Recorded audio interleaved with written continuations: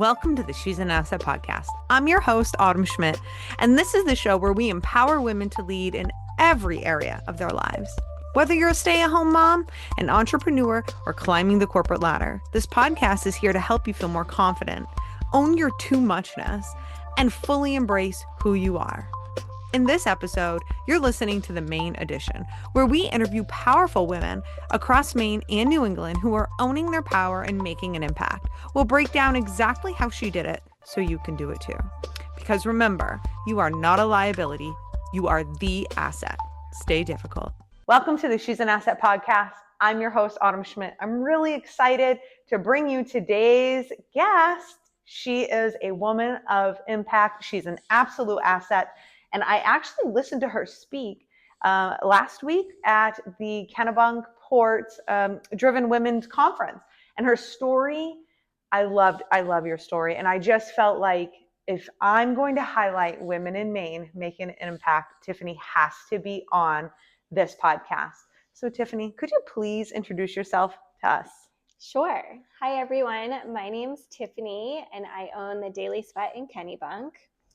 I am a mom of 3. I have an 8-year-old and twin 4.5-year-olds. You have twins? I do have twins. Oh my gosh, you've got to be so busy. Yes. Oh my God. And I have 2 very old dogs. One is 16 and one is turning 12 this year. And then we also have chickens. I have a greenhouse. I love gardening. Oh. And I'm an MBA candidate at Northeastern. You are? Yeah. So what's grad school? What's your plan? What are you getting it in?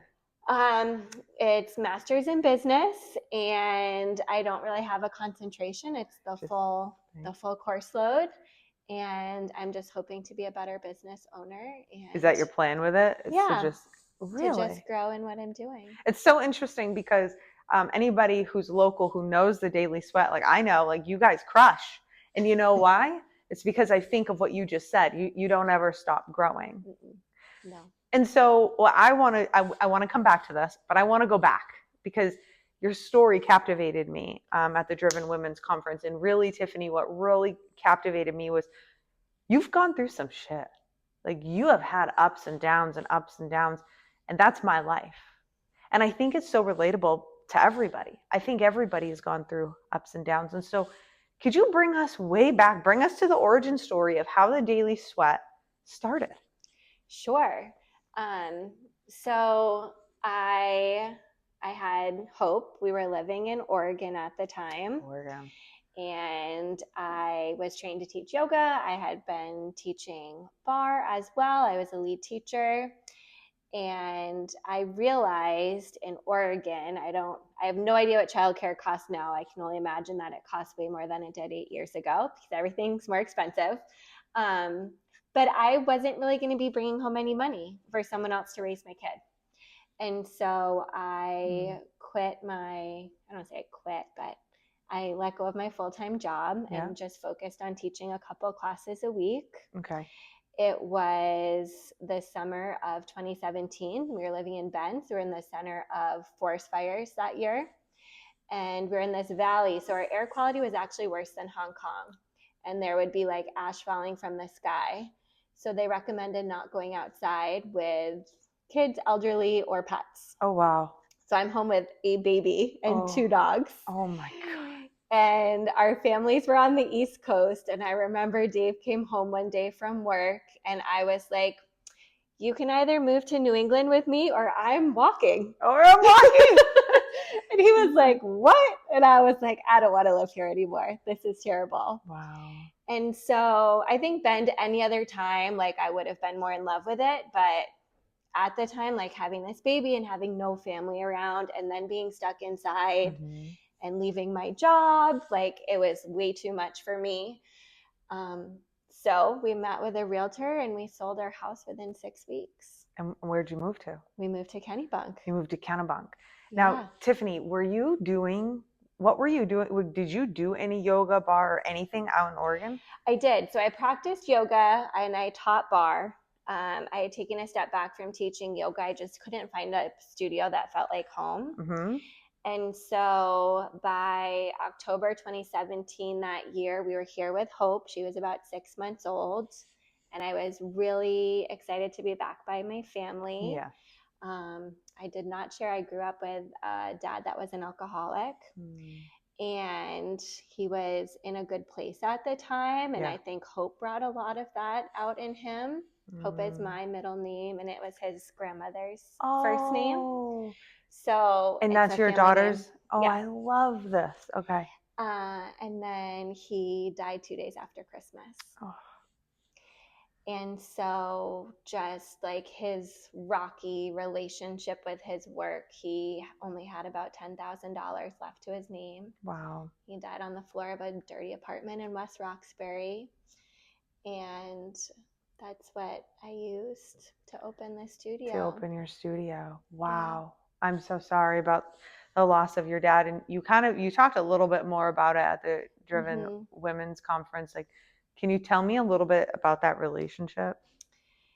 Yes, it was hard. Yeah. You know, in my heart now, my dad was the guy that was my soccer coach and warmed my toes up after horseback riding lessons in Massachusetts in the winter. But I think the reality is he was also the person we picked up walking home on the side of the road after Easter dinner because he left to go to a bar and got his keys taken away. So as I grew up with that, my mom filed for divorce the end of my junior year of high school, which was really hard. And I just became more aware. He was kind of the parent after my parents got divorced that it was better to stay with him because he didn't really know what was going on. Oh, okay. So you got away with a lot more. I got away with a lot more. But then once I moved and went to college and moved to Colorado and Oregon, he was also the parent that I didn't know if he would call on my birthday. And sometimes Easter would come along and I'd get a birthday, Christmas, and Valentine's card and flowers. Yeah. And so he was a guy that could be missing for 6 to 9 months and I wouldn't hear from him. Wow. Or someone that called every day and drove me crazy. And Tiffany, how do you think that, because obviously that's some stuff, right? And that's hard. How do you think that how did that drive you to be who you are today? I think a piece of that, when I look at my relationships with people, I have probably built up a lot of walls, and I think my husband would agree with me, that I make sure that no matter what happens, I can depend on myself because someone that I was supposed to be able to depend on, I couldn't. I didn't know if he would wake up in the morning. I didn't know if he was going to show up to wherever he said he would meet me, so I've just learned that and I don't know that it's a good learning, but I've learned that I'm the person that has to do it. Yeah. But I think that could really be, if we look now, it could be interpreted as a gift just because of what you've created. Yeah. And I appreciate you sharing that simply because I think that's really relatable. I think a lot of us have had influential people in our lives, be it a parent, a guardian, somebody really close, and they've just weren't able, they weren't consistent, right? We weren't able to depend on them. And so we have to build this inner resilience, which is really what I want to highlight here. And so before we go forward though, can you please tell us the difference between barre and yoga? And fill me in. I guess I need to know how this goes. Okay. So yoga, it's obviously based in India. It's a movement. I wouldn't say it's just a movement practice. We teach it mostly as a movement practice. Okay. But we also have meditation classes, and we do everything from restorative yoga to yoga with weights and cardio mixed into it. And then barre uses these lovely ballet bars. Yeah. And it's very Pilates based. Okay. So you're doing isometric holds, small movements. It's really developing all the little muscles that support our big muscles. It's really nice to do them together because your yoga practice flourishes when your little muscles are strong. Really? Yeah. So here's what's interesting. I mean, and I've practiced yoga for years. But what I've heard is yogis and Pilates people don't get along. I don't know if it's true, but like you're like kind of meshing it. We are meshing it. Yeah. Because when I was teaching at just a barre studio, I felt like my shoulders hurt and I was always sore and I missed practicing more often. So the way we've built our schedule, like if you were to come at 5:45 every day, you would take a different class every day of the week. Wow. So all of our classes have strength, flexibility, cardio, and breath work built into them, but in different ratios. So you're really getting like a good cross-training program. That's incredible. Yeah. Because like a lot of places, it's like at 5:45, it's the exact same class that you have to like, wow. Very forward thinking, Tiffany. That's really incredible. Okay. So now I know the difference. And so when you were in Oregon, you were practicing yoga and barre? I was practicing yoga, yes, but I was only teaching barre. And you were teaching barre. Now, how did you get into this? The barre or the just yoga? Just like, how did we get here? It was on a dare in college. It was on a dare. Yeah. Oh my gosh. Yeah. I've had two big dares in my life. One was yoga. And I was at Northeastern. And part of the story I shared at Driven Women's was that when I showed up to Northeastern, my parents had gotten divorced the end of my junior year. My high school boyfriend had overdosed. And I had turned to drugs and alcohol. So I got to Northeastern's orientation and they were like, you're in a 5-year co-op program. And I remember looking at the person next to me and being like, this is 5 years? This is 5 years. You didn't even know. What's a co-op? And they were like, what? I had no idea. Oh my gosh. I had tried to convince my parents that I should take a year off. And I think my mom just saw like deer in the headlights. She was like, you are going to college and you are getting out of this town and you will figure it out when you get there. Yeah. So fast forward like a year and a half, I'm in my first co-op and I really hit it off with this other intern. She was amazing. Her name was Stephanie. She's from upstate New York. And she had been practicing Bikram. And she was like, we should go do this thing. And is Bikram yoga? It's like the really hot yoga. Is that the one? Wasn't there like, was that what was like a Netflix series? Oh, yeah. Okay. One of them. Okay. Yeah. So she invited me. And this is like 2005. Back then it was carpeted floors, fluorescent lighting. It was smelly. It was smelly. It was terrible. Oh. But so we took our first class and I'm like probably my own version of an alcoholic, like sleeping in until the very last second. But I find myself, I'm on the tee in the winter. It's 5:00 in the morning and I'm off to yoga. Oh my God. And I just remember being in the room, the thermometer was next to me and it started at 109 when I walked in. And I was like, we are going to die in here. And she was like, well, you can't talk, but you'll be fine. Like, you'll get used to it. And I was like, oh, okay. And everyone like turns around and lays down and doesn't speak to each other. Oh. And the teacher comes in, they turned all the lights on and everyone got up. And I just remember looking between like myself at the mirror, which I didn't really like what I saw, and the thermostat. And I was like, everyone's still doing all this stuff and breathing, but I'm pretty sure we're all dying. We're dying in the next 90 minutes. Oh my God. But then about 3/4 of the way through class, there was this woman in front of me and she had snow white hair. She was in a unitard and she was like full expression in every pose. And I remember thinking to myself, like, if she can do that, then like that's the goal, right? To be able to move my body like that someday, especially at her age, like that would be incredible. And so I went every day for my 10-day intro special. And you didn't die. I didn't die. And then I took a day off and I had signed up for the next month, took the day off, and I actually called to ask for my money back. Really? Yeah, and I never went back. Never went back? No, it's so mortifying now. I'm like, I cannot believe I did that as a small business owner. So funny. Oh my gosh. Yeah. And then what did you do? And then I really never went back until my next co-op, which would have been a year later. I was living in Buffalo, New York, and my boss's wife was a teacher. And it was like January, there was 4.5 feet of snow. My roommate at the time had like 2 boyfriends in different states that would visit her. So I didn't know anybody. And I went every day. That's all I had to do. That's all you had to do? Yeah. And so you went and did yoga? Mm-hmm. Wow. And I fell in love. I answered the phones. I cleaned. I would do whatever they needed. Really? What did you fall in love with, Tiffany? I think it was the community and just being around a bunch of people that have not necessarily the same mindset, but a goal to be the best version of themselves.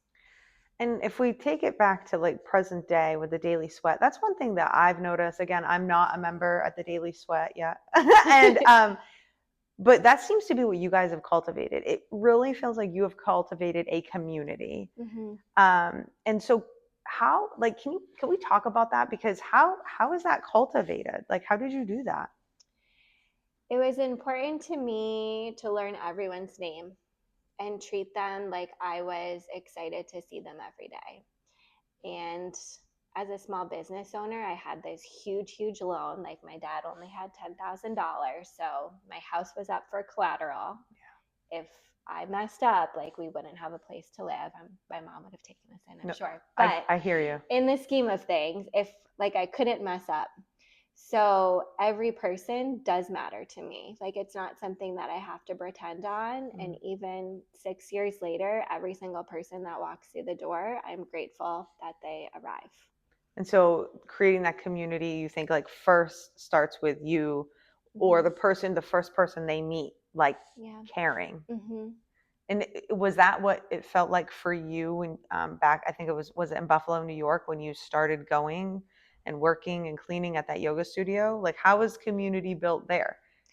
I'm not sure how they built their community. Because I worked there, I was able to get to know a lot of the teachers, and my boss's wife was a teacher. Okay. So she would like joke around and be very friendly with me. And I think I needed that at the time. And I got to know some of the students. And I remember there was a guest teacher. His name was Patrick. And at the time, if Patrick ever sees this, I was like so in love with him. Aww. And his friend was in yoga on a dare one Saturday. And they had I think his friend had been drinking the night before. And we got all the way till the end of class. And he was like, now we're going to do it again because you do everything twice in Bikram. Oh. And his friend was like, what? And I just it was such a fun community. I think a lot of times yoga can be so serious. Yes. So that's there's a bunch of classes I'll never forget, but that was one of them. Yeah, where I was like, this is a good place to be. And I love what you said too, is you said, you love how like in yoga, and I think you guys have created that, the Daily Sweat, but people can come and they can be who they are. Mm-hmm. And they're always trying to be the best version of themselves. And so it's kind of like we're all on this common mission then. Yep. It seems to be. It's incredible. Okay, so first off, I do need to know, what is a co-op?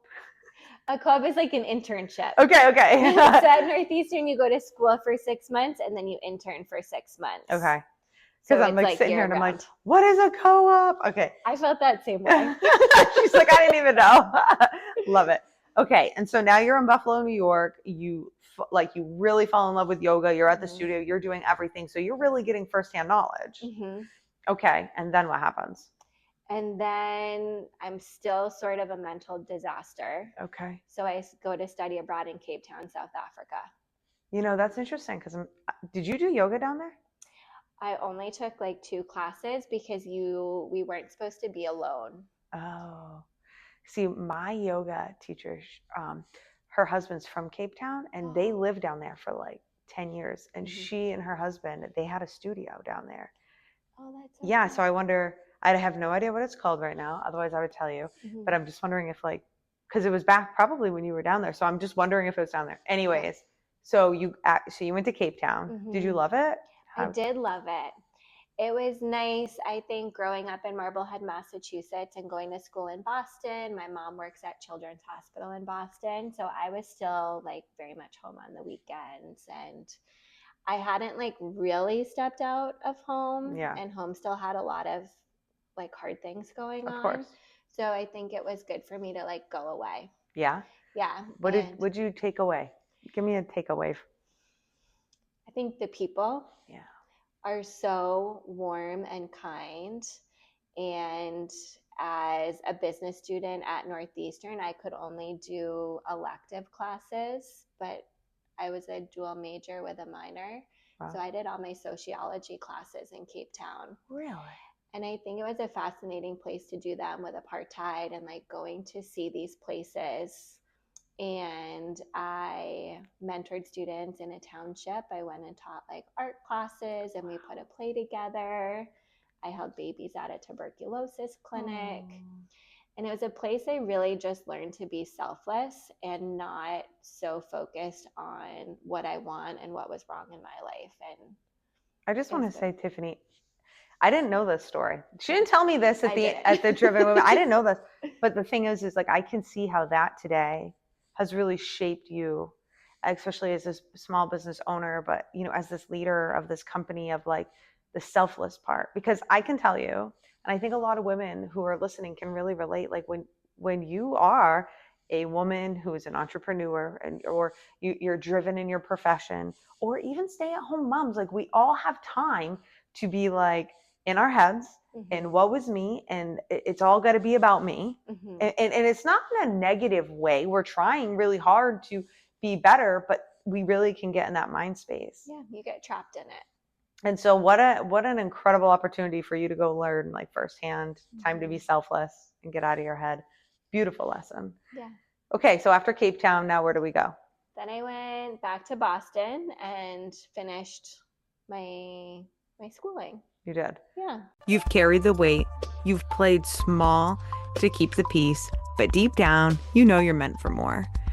Join me on July 24th in Kennebunk Port with a She's an Assets having a women's empowerment and leadership event held by myself, Autumn Schmidt, former full-time law enforcement officer, a 20-year martial artist, and a life coach of over 10 years. This is not your typical workshop. It's bold, it's interactive. It's going to be an experience that fuses some situational awareness, mindset, and leadership, so you can walk out grounded, clear, and unshakable. Remember, you are not a liability. You are the asset. Here's to staying difficult, and I hope that you'll join us. Grab the link below to grab your tickets. And then how did you get out to Oregon? So I moved. I had a bunch of friends in high school that went to the University of Boulder, which I had visited a few times. And I decided to move to Denver after I graduated. Wow. And so I was in Denver for a while. I was still like, I think it was a period of time where I kind of knew what I wanted. I knew the parts of me that I really liked, but I was also still making a lot of really poor choices. Okay. And I remember I was working at Dish Network. And really? Yeah. Oh. In the marketing department. And we hired, I don't say we, but the company hired the gentleman from, I think it was P&G, that did the Old Spice commercials. Oh my God. Like the funny Old Spice ones. Yeah. And he was awesome. And he was trying to make all these changes and just like kept getting knocked down and nothing could get through. And I realized there that maybe corporate wasn't for me. You know, if this person that was so talented and so creative, like couldn't change the culture at Dish and were like fingerprinting in and out of the building. I was like, oh, I don't like this. And I'm sitting in traffic and I have this dog. And I would like call my mom and cry. And my mom has driven to Boston. She still drives from Kennebunk now. Yeah. To Boston. Wow. And she's like, that's just what we do. Like we just drive to work and we sit in traffic and we work all day and we drive home. And I was like, I don't think I want to do that. She was like, what do you mean? Oh my goodness. So I moved to Steamboat Springs. And is that in Oregon? No, that's also in Colorado. That's in Colorado. But that's where I met my husband. That is. Yep. And I worked for a wool sock company. What's that? They 0.6. So it started by the founders of Smart Wool. Oh, okay. But Smart Wool had been purchased and they were kind of pushed out. So they started like a more smaller like, grassroots company again. Cool. And they were really great to work with. I got to travel with them. But I was more of like, like in the customer service realm than doing marketing, and I didn't love that, and I think they thought they were going to grow faster than they did, so it wasn't a great fit. And my mom came out to visit. We were actually T-boned by a driver. We did 1.25 flips in the air. Wow. I was on my way to take her to the airport. Wow. So at the time, my dog had jumped out the windows when we were in the air, the people behind us said. And so Saba is now missing. I don't have a job. Oh. The cops are like driving my mom because if you don't fly out, like you don't fly out for 24 to 48 hours. Oh, wow. And I just felt like my life was kind of wrapping up in Steamboat. Like my apartment was just about up, and Dave, you know, he worked seasonally on the mountain, so that was about up, and we're at a campfire with friends, and we get dared to move to Oregon. Another that dare. Was my second That's dare. your second dare. Oh my gosh. And so we did. We like rented a U-Haul. We packed our stuff up. We didn't even have a car. Wow. And we drove to Oregon. Neither one of us had ever been. Wow. That's really kind of insane. I mean, it's cool, no, but insane. Like it's insane. Like you've never been to Oregon. Now, how did you pick Oregon? Friends had lived there, and they're like, it's a great community. And I think any other time of my life, I would have thought Bend was a great community, but at the time, it wasn't great for me. It wasn't great. So you guys pack up, you go, and then what happens in Oregon? I tried to find a yoga studio, which was tricky because I'm not certified to teach Bikram. I'm certified to teach the 26+2 series. It's like the same series, but without his name. Okay.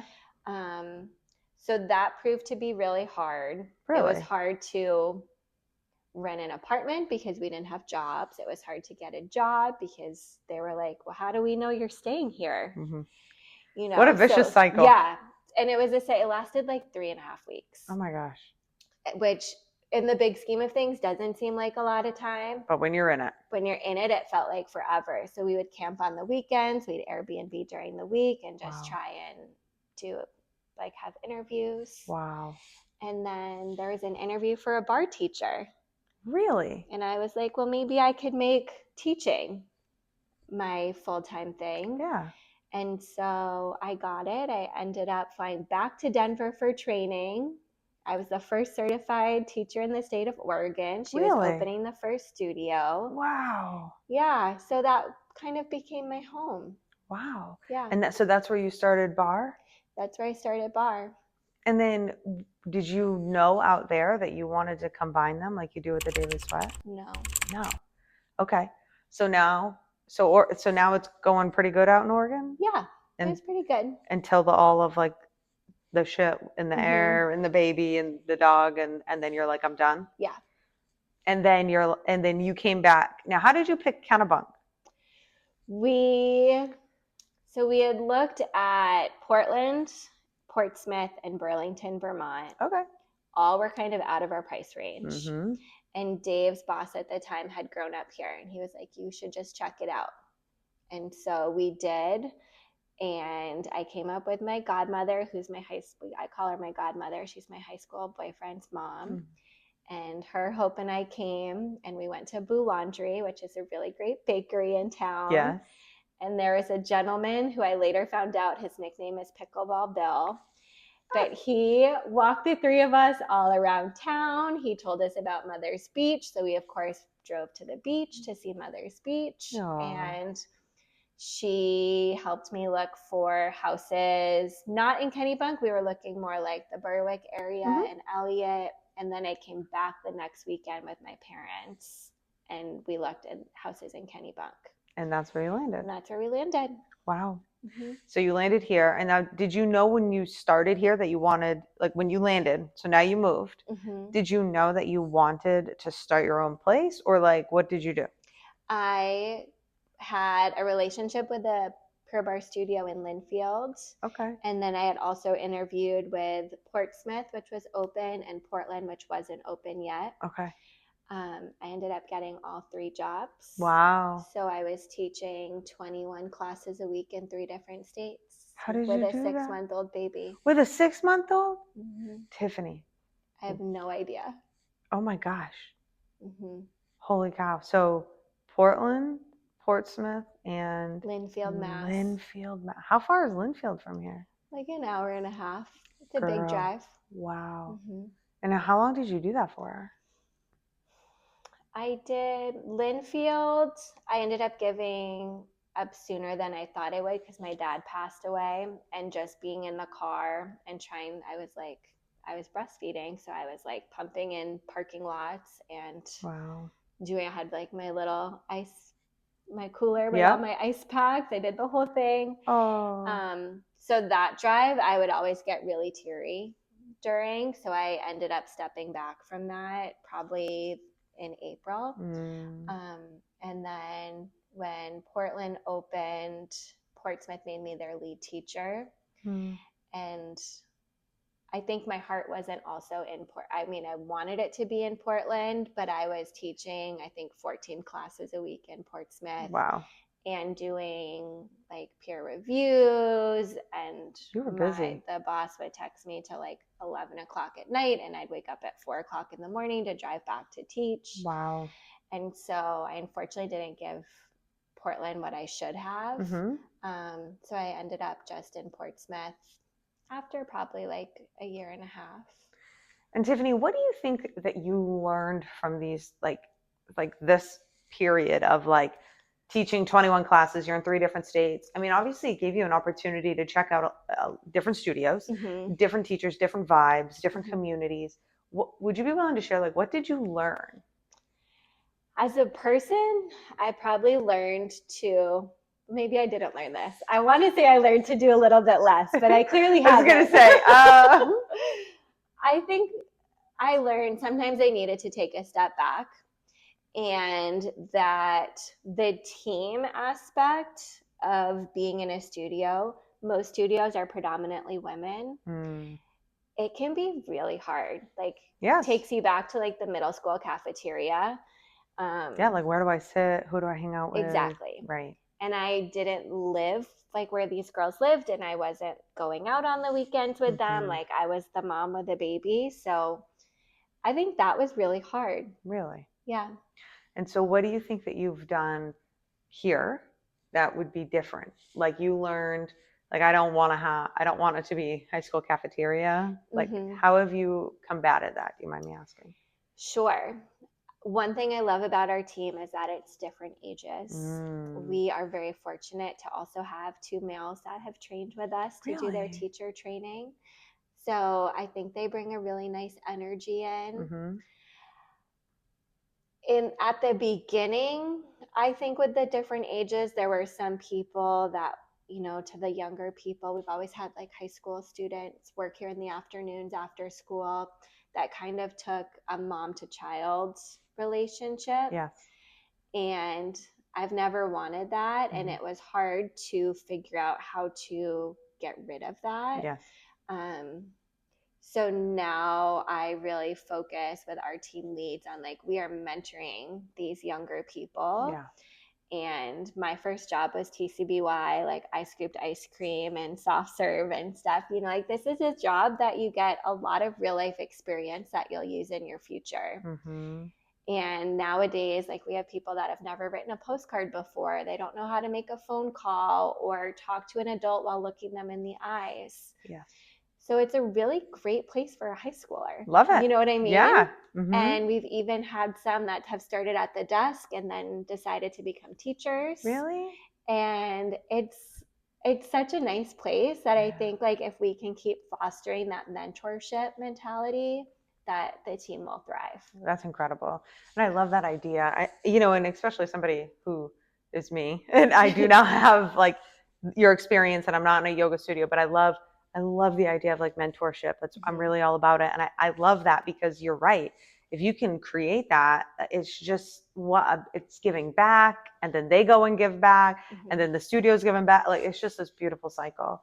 So Tiffany, your story again, I just love, because it highlights you really are the asset in your life. Like, you said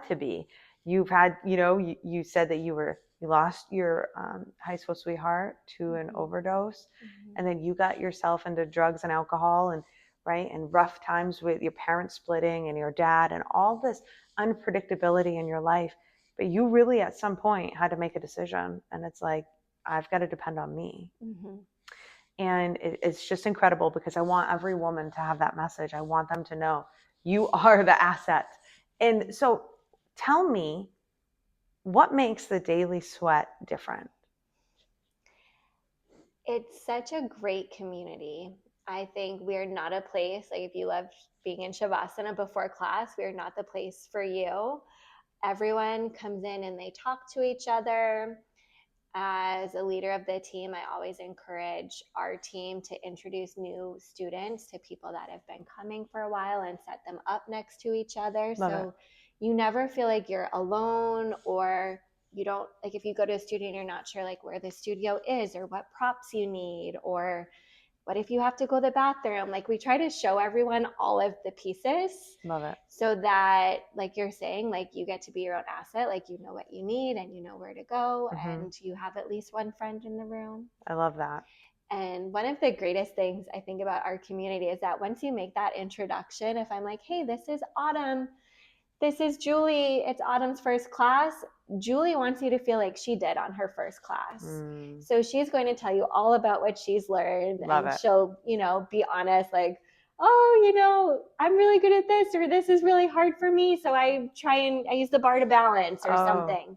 Cool. And so everyone kind of steps in and helps each other out, which is awesome. That's incredible. Yeah. And when we think of impact, what do you think that the studio has had for impact? Like, what have you seen firsthand? You said you've been open for 6?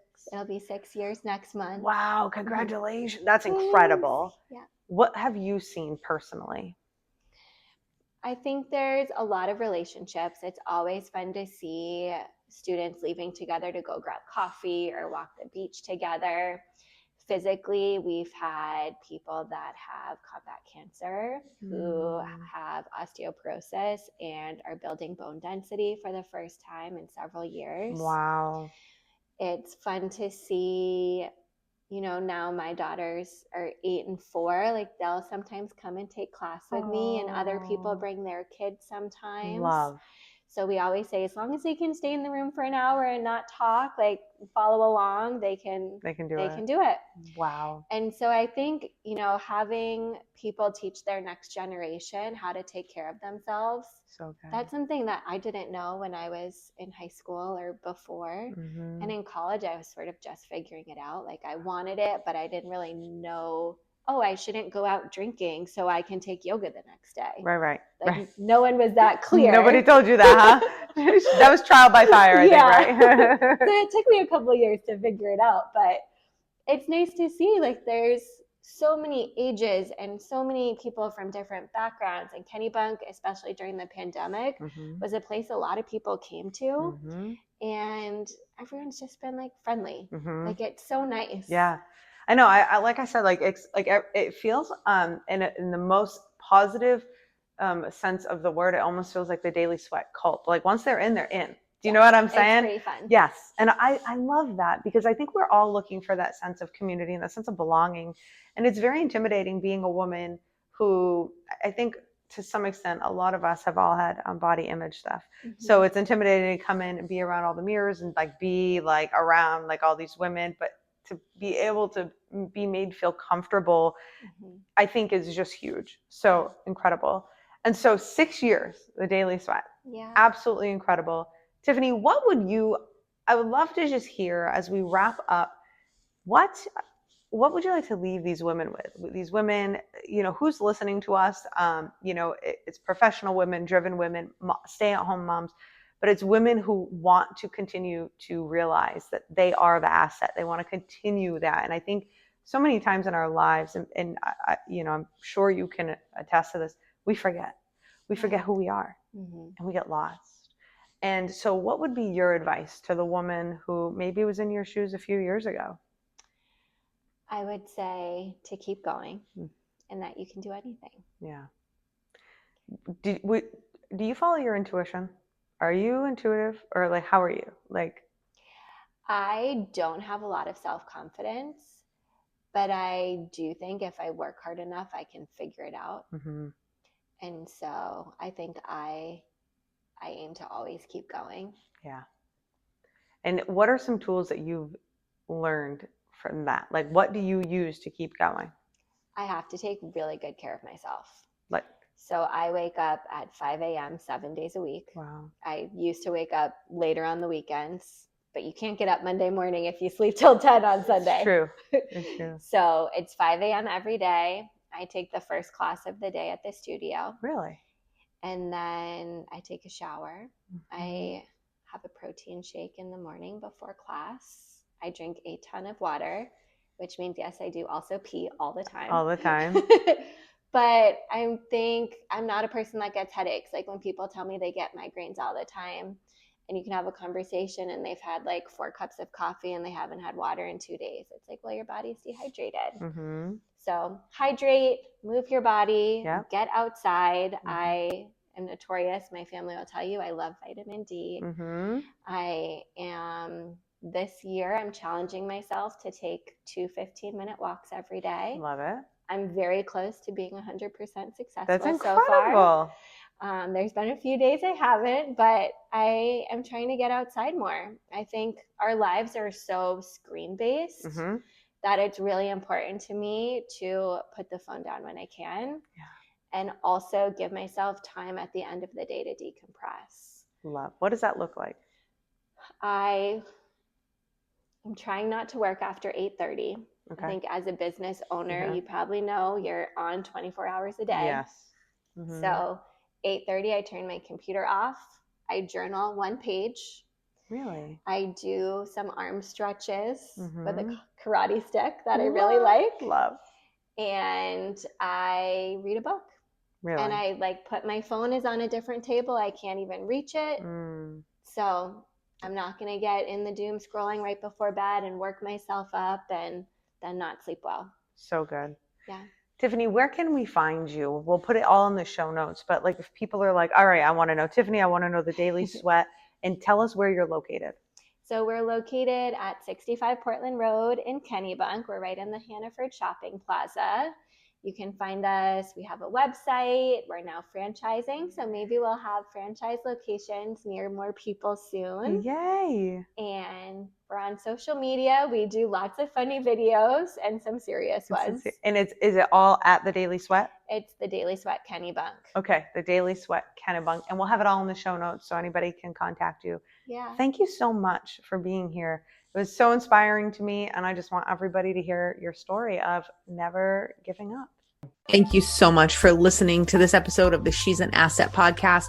If you wouldn't mind, could you please share this out? The only way we grow and I can get this out to as many people as possible is with your help. So we're kind of in this together. And the good thing is I know you have my back. So I want to say thank you and ask for you to share the show. And if we're not hanging out in the socials, I hope that you'll come and hang out with me. I'm Autumn Clifford pretty much everywhere. Thank you so much. See you next time.